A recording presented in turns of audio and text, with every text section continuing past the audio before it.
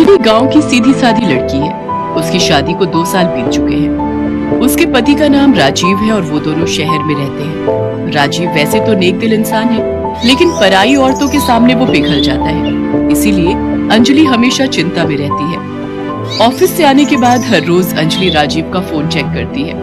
क्या अंजलि, तुम हमेशा मेरे ऊपर शक करती रहती हो? मुझे तुम्हारे ऊपर कोई भरोसा नहीं है। पता नहीं बाहर क्या क्या करते रहते हो।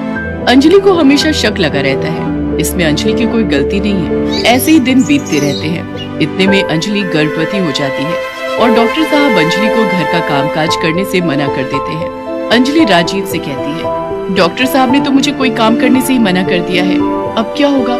एक काम वाली बाई रखनी होगी। तुम चिंता मत करो, मैं सब कुछ संभालूंगा। राजीव काम वाली बाई की खोज करता है और 2 दिन बाद रूपा नाम की एक औरत घर पर चली आती है और कहती है, मैंने सुना है आप लोग काम वाली की तलाश में हो, मुझे रख लो, मैं बहुत अच्छा काम करती हूँ। रूपा की उम्र 30 के आसपास है और वो बहुत सुंदर भी है। रूपा को देखकर राजीव पिघल जाता है और कहता है, हाँ हाँ, हम तुम्हें रख सकते हैं, बिल्कुल रख सकते हैं। लेकिन अंजलि ने कहा, नहीं नहीं रुको, पहले जांच तो कर लेते हैं कि इसका घर कहाँ है, ये आई कहाँ से है। उसकी क्या जरूरत है अंजलि, अभी हमें काम वाली की जरूरत है, हम इसे रख लेते हैं। राजीव अंजलि की बात नहीं सुनता है और रूपा को काम पर रख लेता है। रूपा घर के कामों में लग जाती है, मगर उसके काम से अंजलि बिल्कुल खुश नहीं है। वो हर काम आधा अधूरा करती है और काम से ज्यादा समय सजने धजने में लगा देते हैं। राजीव तो बस रूपा को देखता ही रहता है। राजीव, अभी तक तुम तैयार नहीं हुए हो, आज ऑफिस नहीं जाओगे? नहीं अंजलि, आज अच्छा नहीं लग रहा है। अंजलि आराम करती रहती है और राजीव बैठकर पूरा दिन रूपा को देखता रहता है। अरे साहब, क्या देख रहे हो ऐसे? तुम्हें देख रहा हूँ रूपा, तुम कितनी सुंदर हो। ये सुनकर रूपा शर्मा जाती है और कहती है, ऐसे ना बोलो साहब, मालकिन सुन लेगी तो बवाल हो जाएगा।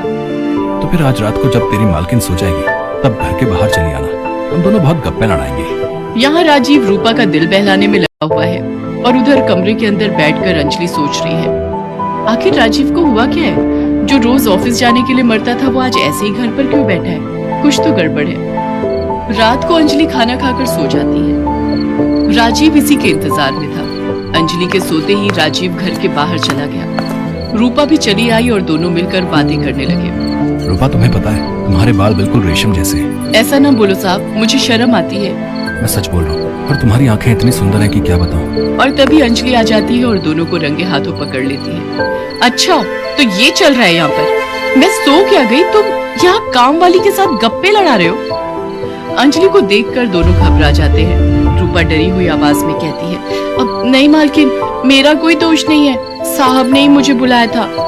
अरे हाँ अंजलि, मैंने ही रूपा को बुलाया था। असल में रूपा के पिता की तबीयत बहुत खराब है, इसलिए सोचा था कि उसे कुछ पैसे दे दूं। ये लो रूपा, 2000 रुपए, अब जाओ यहाँ से। रूपा पैसे लेकर चली जाती है, लेकिन अंजलि का शक नहीं जाता। अगले दिन से अंजलि ने रूपा की निगरानी करनी शुरू कर दी। ये रूपा मुझे कुछ ठीक नहीं लग रही है और राजीव का तो कोई भरोसा ही नहीं है। ऐसे ही कुछ महीने बीत गए। इन महीनों में राजीव रूपा पर पूरे तरीके से फिदा हो गया। उसने रूपा की तनख्वाह भी बढ़ा दी।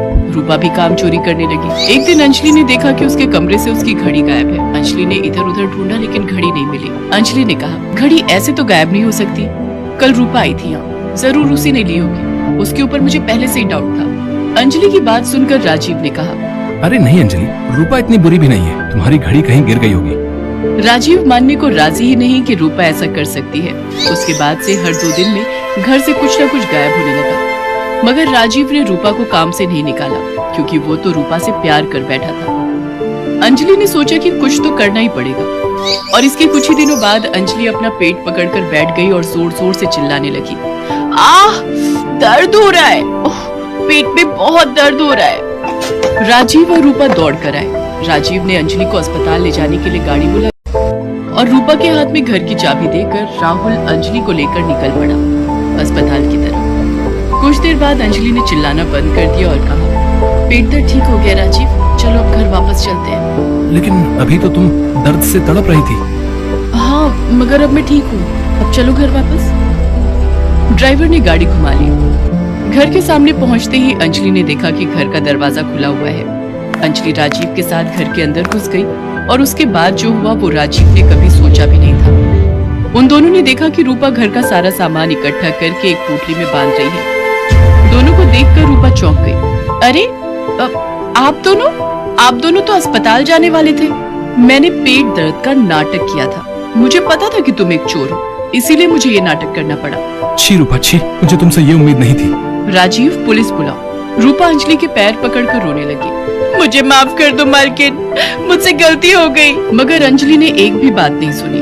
कुछ देर बाद पुलिस आ गई और रूपा को अरेस्ट करके ले गई। अंजलि ने राजीव से कहा, देखो राजीव, बीवी के अलावा और कोई सगा नहीं होता। राजीव ने अंजलि से माफी मांग ली। मुझे माफ कर दो अंजलि, आज मुझे समझ में आ गया है कि इस दुनिया में अगर कोई मुझसे सबसे ज्यादा प्यार करता है तो वो तुम हो। आज से मैं किसी भी औरत को आंख उठाकर भी नहीं देखूंगा। राजीव सुधर गया और इसके बाद से उसने और किसी औरत से बात भी नहीं की। कुछ महीनों बाद दोनों को एक बेटा हुआ और सभी खुशी खुशी रहने लगे।